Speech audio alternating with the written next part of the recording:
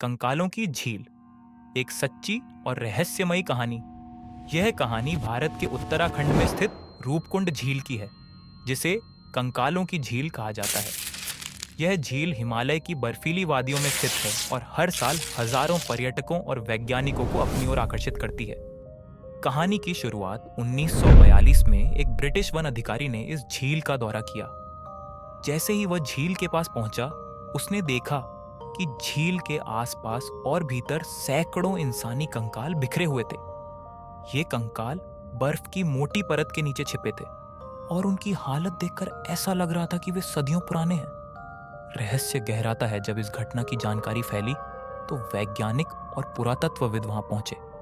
झील की जांच के दौरान पता चला कि झील में करीब 200 से 300 लोगों के कंकाल मौजूद हैं। लेकिन यह रहस्य बना रहा कि ये लोग कौन थे और उनकी मृत्यु कैसे हुई। पुरानी कथाएं और डर गांव के बुजुर्गों का कहना था कि ये कंकाल राजा जसध्वल और उनकी सेना के हैं।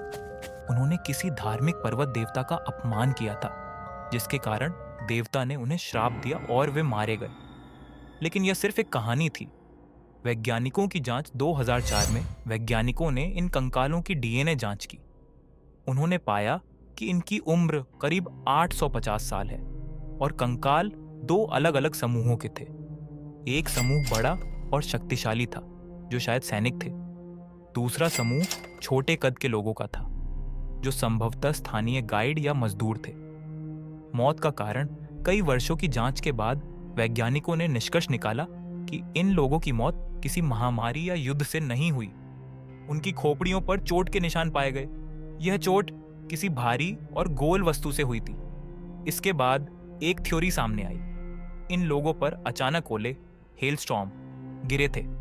ये ओले इतने बड़े और भारी थे कि उनकी सीधी चोट से ये लोग मारे गए। झील के किनारे की ढलान पर ये सभी फिसल गए और ठंड में जम गए। अंतिम सत्य, आज भी रूपकुंड झील पर्यटकों और ट्रेकर्स के लिए एक रहस्यमयी जगह है। कंकालों की सही कहानी और उनके साथ हुए हादसे का कोई सटीक जवाब नहीं है, लेकिन वैज्ञानिक और पुरानी कथाएं इसे सबसे रहस्यमयी स्थानों में से एक बनाती हैं। क्या आप कभी रूपकुंड झील जाने की हिम्मत करेंगे?